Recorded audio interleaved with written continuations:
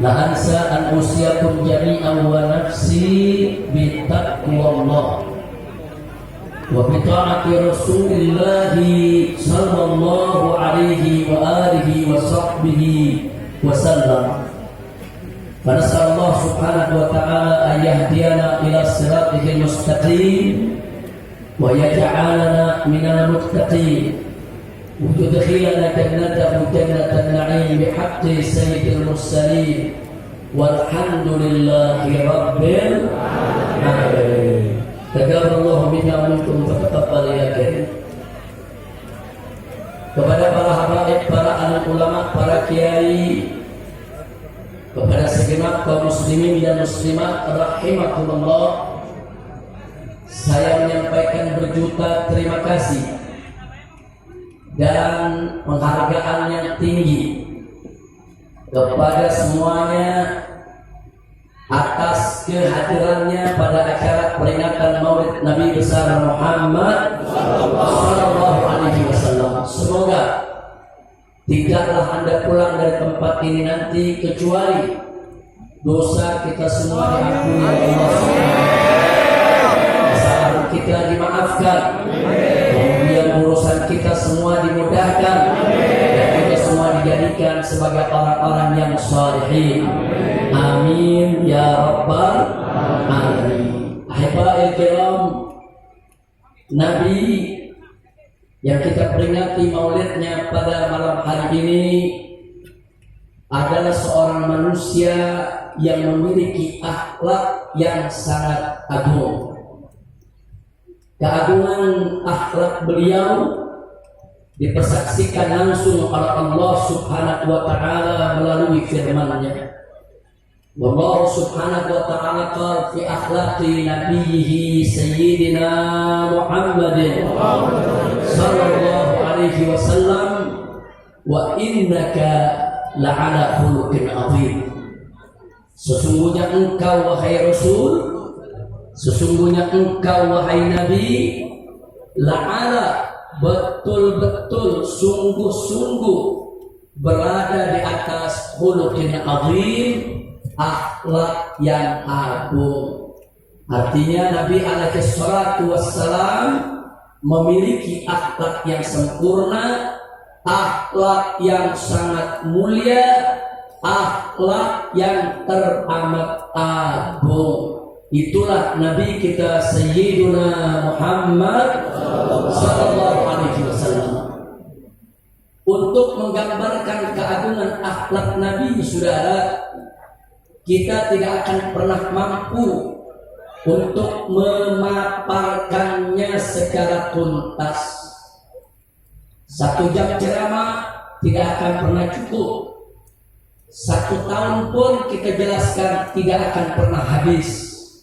Seumur hidup kita sekalipun tidak akan pernah ada kesudahannya untuk menggambarkan kesempurnaan keagungan akhlak Nabi Muhammad sallallahu alaihi wasallam. Kenapa? Saking sempurnanya, saking agungnya. Namun sungguh pun begitu, ada satu ungkapan yang teramat indah di dalam menggambarkan keagungan akhlak Nabi. Kalimat tersebut diucapkan oleh istri Nabi tercinta Sayyidatuna Aisyah radhiyallahu ta'ala anha. Tatkala beliau ditanya oleh seorang tabi'i, ya ummul mukminin, wahai ibu orang yang beriman, kaifa kana khuluqun Nabi sallallahu alaihi wasallam? Bagaimana sih sebetulnya akhlak Nabi? Ini pertanyaannya, saudara. Lalu apa dijawab oleh Sayyidatuna Aisyah As-Siddiqah binti Siddiq radhiyallahu ta'ala anhuma? Beliau menjawab dengan kalimat yang singkat, padat, ringkas, jelas, menunjukkan kecerdasannya di dalam memilih kata, saudara. Di mana beliau katakan, kana khuluquhul Qur'an. Akhlak Nabi adalah Al-Quran. Itu aja jawaban secara Bahwa Siti Aisyah nggak bicara panjang lebar. Sudah, Siti Aisyah nggak repot-repot mengungkapkan dengan aneka ragam untayan kalimat. Beliau cukup mengatakan pada saat ditanya, bagaimana sebetulnya akhlak Nabi? Beliau menjawab, akhlak Nabi adalah Al-Quran. Artinya saudara, kalau kita ingin bicara akhlak Nabi, kemana Al-Quran menuntun, kesanalah Nabi kita berjalan saudara. Bagaimana Al-Quran itu mengatur, itulah yang dilakukan oleh Nabi saudara. Dan bagaimana Al-Quran itu menentukan jalan hidup, begitulah jalan hidup Nabi kita Sayyiduna Muhammad sallallahu alaihi wasallam. Al-Quranul Karim mewajibkan aneka ragam kewajiban. Demi Allah, tak satu pun kewajiban pernah ditinggalkan oleh Nabi alaihi salatu wassalam. Al-Quranul Karim mengharamkan aneka ragam kemungkaran dan kemaksiatan. Demi Allah, jangankan Nabi berbuat maksiat, terlintas di benaknya untuk berbuat maksiat tidak pernah terjadi seumur hidupnya saudara. Sallu ala Nabi. Begitulah akhlak Nabi kita alaihi salatu wassalam. Jadi kalau kita sudah berbicara tentang akhlak Nabi, ayo sama-sama kita baca Al-Quran, kita pahami isi kandungan Al-Quran, dan kita amalkan Al-Quran dalam kehidupan kita. Kalau itu kita lakukan, maka itulah akhlak Nabi Muhammad sallallahu alaihi wasallam. Oleh karenanya saudara, bicara tentang revolusi akhlak berarti bicara suatu revolusi yang mengikuti jalan hidup Nabi Muhammad sallallahu alaihi wasallam. Bicara tentang revolusi akhlak berarti bicara tentang satu revolusi yang berdiri tegak di atas Al-Quran dan sunnah Nabi kita Sayyiduna Muhammad sallallahu alaihi wa alihi wa sahbihi wasallam. Nah, kenapa pada kesempatan ini kita mengingatkan tentang revolusi akhlak saudara? Sebab Nabi kita tidaklah diutus kecuali untuk menyempurnakan akhlak. Nabi yang bersabda dalam satu hadisnya, al-kamaqaran Nabi sallallahu alaihi wasallam, innama bu'ithtu liutammima makarimal akhlak. Innama dalam bahasa Arab adatun min adawatil khasr, yaitu suatu kata yang biasa digunakan untuk pembatasan saudara. Innama kalau diterjemahkan dalam bahasa Indonesia, sesungguhnya hanya. Sesungguhnya hanya. Jadi kalau Nabi mengatakan innama bu'ithtu, sesungguhnya aku ini diutus hanya untuk apa? Liutammima makarimal akhlak, untuk menyempurnakan kemuliaan akhlak. Jadi saudara, ajaran Nabi alaihi salatu wasallam berdiri atas dasar akhlak. Ajaran Nabi alaihi salatu wasallam baik dalam konteks ibadat maupun muamalah, semua berdiri atas dasar akhlak. Karena itu kewajiban semua umat Islam dalam setiap aspek kehidupannya senantiasa berdiri atas dasar akhlak saudara. Makanya aneh sekali, hari ini saya mendengar pernyataan dari seorang pejabat tinggi saudara. Hari ini saudara, saya mendengar pernyataan dari seorang pejabat tinggi yang mengatakan, saudara, agama tidak mengatur negara. Inna lillahi wa inna ilaihi raji'un. Saudara, orang yang berprinsip agama tidak mengatur negara, saudara, ini datang dari pemikiran liberal atau datang dari pemikiran ateis. Pemikiran liberal adalah mereka-mereka yang ingin membebaskan diri mereka dari ikatan agama. Sedangkan pemikiran ateis, saudara, mereka-mereka yang ingin mengatur kehidupannya tanpa ada ikatan kepercayaan kepada Tuhan, saudara. Dan ini sangat berbahaya di negara kesatuan Republik Indonesia yang berdasarkan ketuhanan yang Maha Esa sebagaimana tertera dalam konstitusi negara Undang-Undang Dasar 1945 pasal 29 ayat 1 bahwa negara Republik Indonesia berdasarkan ketuhanan yang Maha Esa. Jadi para founding father itu para pendiri bangsa. Dari sejak awal kemerdekaan kita sudah menetapkan bahwa Indonesia berdasarkan tauhid. Indonesia berdasarkan tauhid, berdasarkan ketuhanan yang Maha Esa. Yang oleh karenanya setiap kebijakan dalam negara kesatuan Republik Indonesia tidak boleh lepas dari nilai-nilai luhur ketuhanan yang Maha Esa. Sehingga setiap kebijakan apa saja di dalam pengelolaan negara Republik Indonesia tetap harus mengacu kepada ajaran agama. Sehingga semua kebijakan di dalam pengelolaan negara Republik Indonesia harus berdiri atas dasar akhlak, saudara.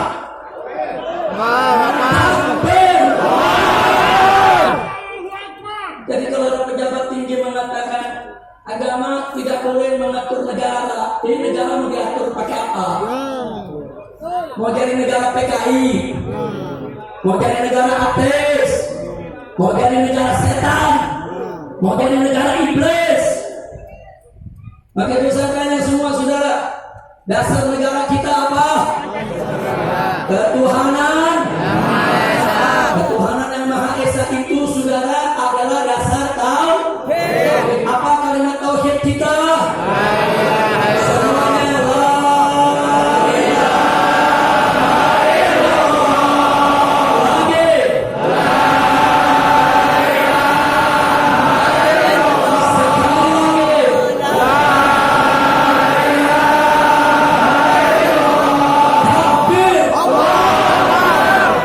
Nah, jadi kita mengingatkan dari mulai presiden dan para menterinya sampai pejabat yang di bawah, ingat, Indonesia adalah negara tauhid. Sekali lagi kita ingatkan kepada mereka, Indonesia adalah negara tauhid, negara berdasarkan ketuhanan yang Maha Esa sesuai apa yang tertera dalam Undang-Undang Dasar 18 Agustus 1945 pasal 29 ayat 1 yang berbunyi negara Republik Indonesia berdasarkan ketuhanan yang Maha Esa. Jadi kalau kalian ingin menyingkirkan ajaran agama, ingin menyingkirkan aturan agama, ingin menyingkirkan ajaran Islam dari pengelolaan negara, berarti kalian ingin mengangkangi konstitusi, ingin menghancurkan negara ini dan ingin menghancurkan dasar negara. Betul? Itu sama tanya, siap jaga ketuhanan yang Maha Esa? Siap jaga negara Republik Indonesia? Takbir! Saya ingatkan kepada semua ya, saya tidak peduli siapapun orangnya saudara, mau presiden, mau menteri, mau para jenderal TNI dan Polri, hati-hati kalian. Kalau kalian ingin menyingkirkan ajaran agama dalam pengelolaan negara Republik Indonesia, berarti kalian ingin melawan agama, kalian menentang agama. Demi Allah, kami tidak akan mundur walaupun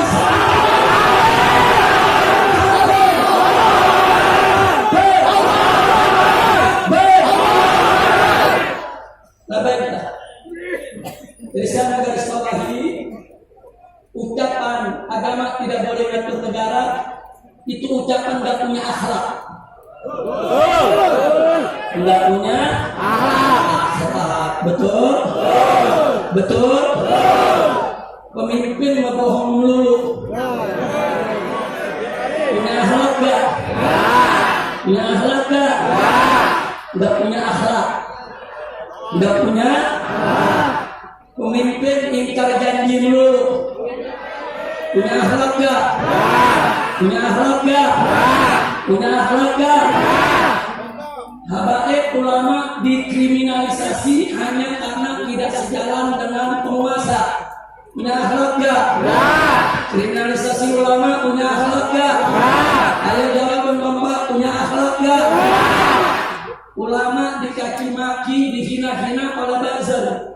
Tapi buzzernya nggak ditangkep-tangkep. Punya akhlak gak? Punya akhlak gak? Punya akhlak gak? Ulama yang nggak salah dicari-cari kesalahan. Nggak ada salahnya aja dicari-cari kesalahan. Apalagi kalau ada salah. Saya mau tanya sekali lagi, nyari-nyari kesalahan ulama. Punya akhlak gak? Punya akhlak gak? Nah, saya mau tanya lagi, biar Anda yang putusin semua, saudara, supaya nanti Anda tahu apa yang dimaksud revolusi akhlak. Ada santri dari Pasuruan, saudara, nyindir presiden, nyindir Kapolri, langsung ditangkap, dipenjara, diadili, dituntut 4 tahun penjara dan dipenjara 3 tahun, saudara. Sambil pakai gaji tahanan, masuk televisi. Polisinya saudara dengan gagah mengatakan orang ini tidak tahu diri, tidak pantas tinggal di NKRI karena menghina presiden.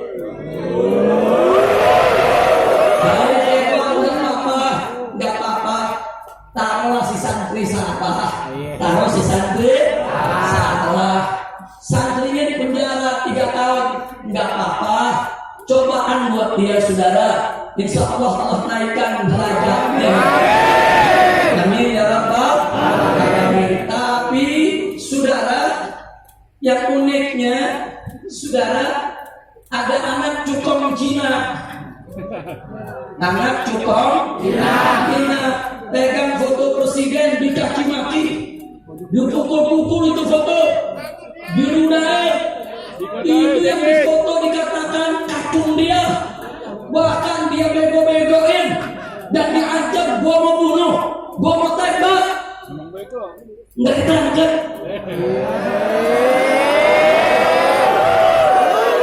Siapanya punya akhlak gak? Ini negara saudara yang mimpin. Coba lihat, giliran santri penjara 3 tahun, giliran anak juga Cina dibebasin.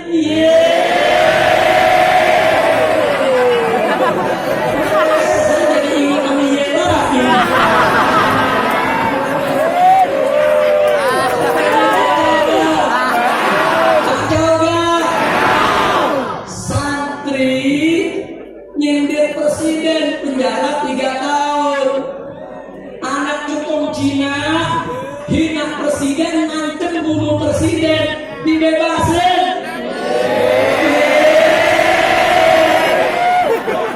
Ada akhlak gak? Ada akhlak gak? Ada akhlak gak? Dan begini wajib gak direvolusi?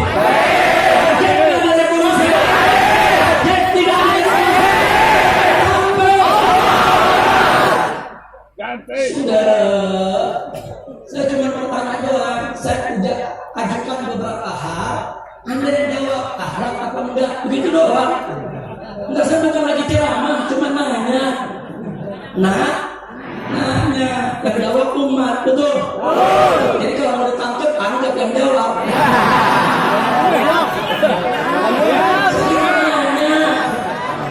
Cuma nanya. Lanjut. Mau ditanya lagi?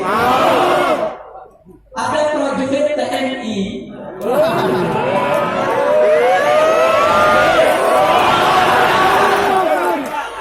Waktu saya pulang, buat rekaman menyambut saya datang. Betul? Bagus gak? Ditangkep.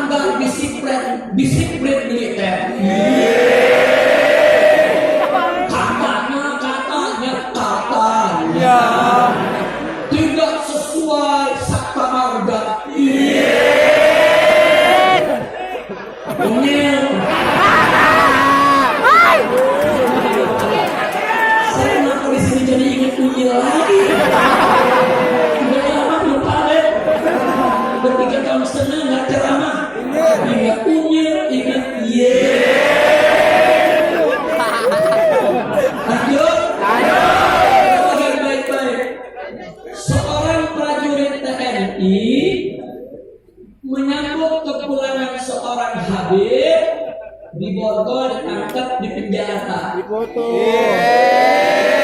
Yang menarik, cukup Cina lagi. Cukup Cina, saudara, digotong-gotong, dibopong-bopong sama prajurit-prajurit BRIMOB. Digotong-gotong. Ini Cina pakai nama Datuk Tahir.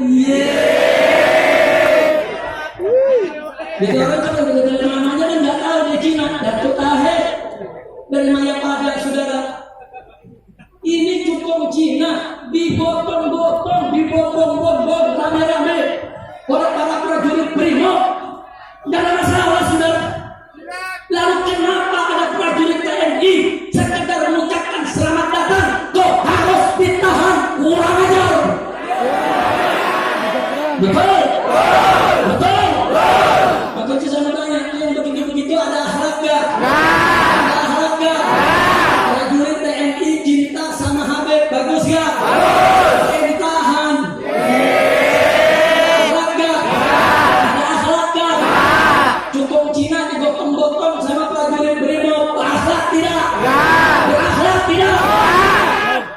Yang cukup digotong-gotong, saudara, dianggap tidak melanggar disiplin, tapi dia ada prajurit TNI cinta mati lama langsung mentajam, mentahan, mendorgol, kurang ajar, tidak punya akhlak. Betul? Betul? Betul?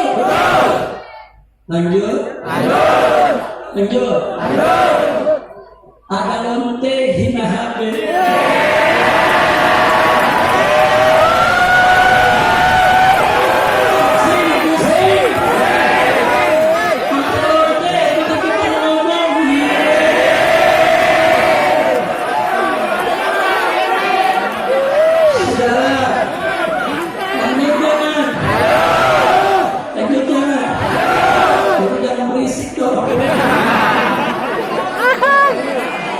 Saya nggak marah, cuma ada umat yang marah. Nangkem mengepung lonte. Polisi kalau kabut dari lonte.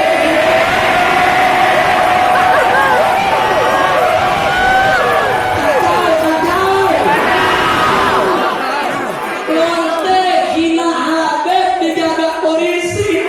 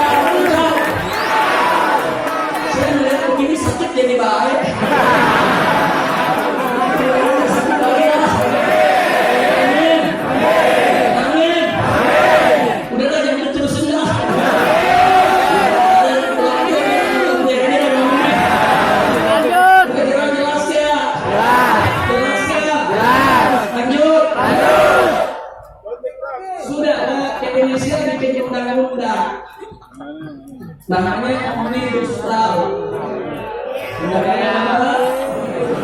Omnibus Law. Niatnya sih bagus, katanya untuk mempermudah dan memperlancar dunia usaha, katanya untuk meringkaskan lebih dari 70 undang-undang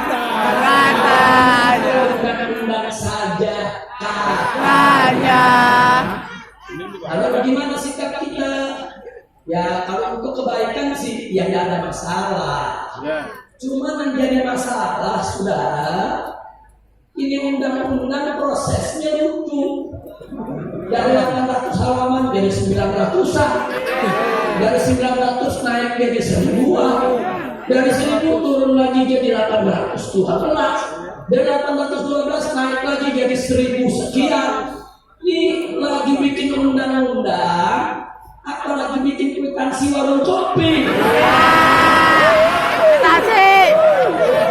Betul. Betul. Yang namanya bikin undang-undang, saudara, saya kasih tahu masyarakat mesti paham ini semua.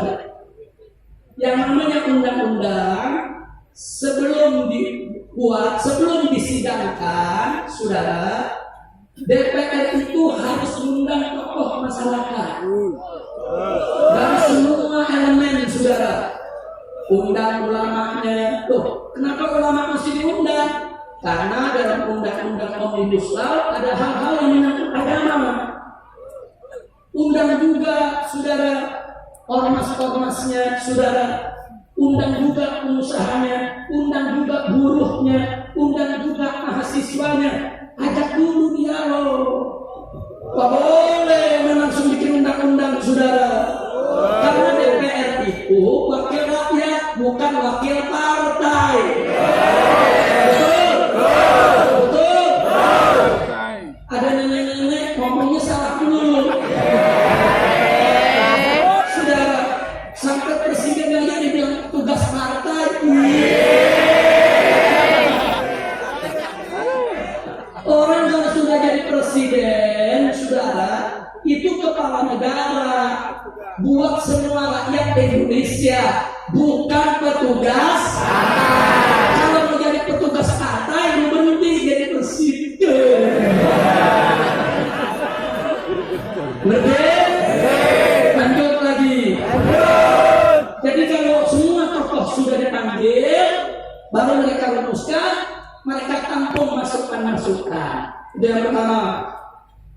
Yang kedua, itu dibahas dulu di badan legislasi DPR, saudara. Enggak langsung dibawa ke paripurna. Fraksi-fraksi ikut membahas, utusan-utusan partai ikut membahas. Puncaknya nanti di paripurna. Nah, di paripurna ini menarik. Seluruh anggota dewan yang berjumlah ratusan orang, 500 orang lebih, saudara, itu harus baca kalimat per kalimat, kata per kata, huruf per huruf, dan disahkannya pun per asal dulu. Baca satu pasal 1 ayat 1 dibacain. Bagaimana semua anggota setuju? Setuju. Pasal 1 setuju. Kemudian pasal 2 dan seterusnya. Makanya selama ini undang-undang nggak pernah tebal. Paling-paling 10 halaman, 15 halaman. Supaya apa? Supaya gampang dibaca, gampang dikaji, gampang dikoreksi. Tahu-tahu sekarang dibikin 1000 halaman. Nggak apa-apa, tapi lu baca. Mau menurut busa lagi baca. Kalau nggak baca, main ketok palu disahkan, saudara. Ini kan namanya ngawur. Baca.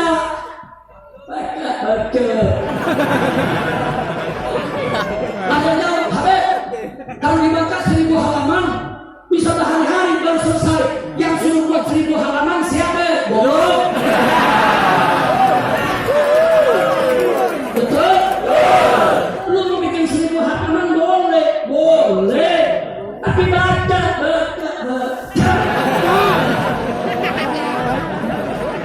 Waktu mata sampai belekan lagi baca. Betul? Kenapa? Ini undang-undang. Karena sudah diketok palu, kita semuanya wajib untuk mematuhinya, saudara. Nggak boleh sembarangan. Ketua DPR ditanya, bagaimana ibu? Apa ibu sudah baca semua? Jawabnya, ya sudah baca sekali acak. Iya. Ketua DPR-nya ya sudah kelasnya seperti ini. Tidak mau baca tuntas itu undang-undang. Kalau kau tidak baca tuntas, tidak boleh kau ketok palu untuk pesahkannya. Betul? Sekarang saya mau tanya, bikin undang-undang nggak pakai baca ketok palu, ya halak gak? Ya halak gak? punya akhlak nggak punya akhlak saudara. Jadi sekarang ini kita sedang krisis akhlak. Dari mulai presiden, menteri, sampai pejabat ke bawah, krisis akhlak. Nah kalau ada masyarakat juga banyak krisis akhlak. Jelas, masyarakat banyak krisis akhlak, manakala pemimpinnya tidak berakhlak. Kalau pemimpinnya berakhlak, ulamanya berakhlak, umaranya berakhlak, masyarakat juga akan berakhlak. Sinfan minan nas, in soluhan nas, wa in fasadan nas. Ada dua golongan manusia. Kalau keduanya baik, masyarakat semua baik. Kalau keduanya jelek, masyarakat semua rusak deh. Jadi jangan salahkan rakyat dulu, jangan salahkan masyarakat dulu. Saudara, jangan lihat para pemimpinnya. Kalau mereka tidak berakhlak, kalau mereka tidak menjaga akhlak, wajar pantas kalau yang di bawah akhirnya banyak lagi yang tidak memandang akhlak. Betul? Betul? Jadi saya bertanya, kalau sudah krisis akhlak begini, berarti revolusi akhlak penting tidak? Perlu tidak? Setuju? Siap revolusi akhlak? Siap revolusi akhlak? Takbir! Takbir!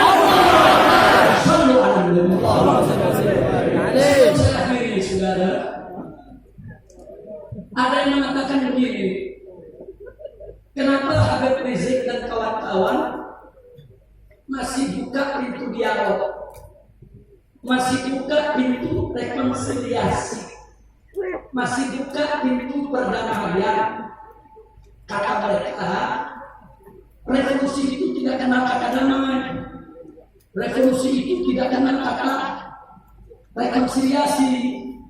Saya menjawab, revolusi yang tidak kenal kata damai itu bukan revolusi akhlak namanya, saudara. Revolusi yang tidak kenal kata rekonsiliasi itu, saudara, namanya bukan revolusi akhlak. Revolusi yang tidak membuka pintu dialog itu juga namanya bukan revolusi akhlak. Nah, jadi saudara, kalau mereka berbicara revolusi berdasarkan ajaran Nabi, ajaran Islam, Al-Quran dan As-Sunnah, nggak boleh kita menutup pintu dialog, menutup pintu perdamaian, menutup pintu rekonsiliasi.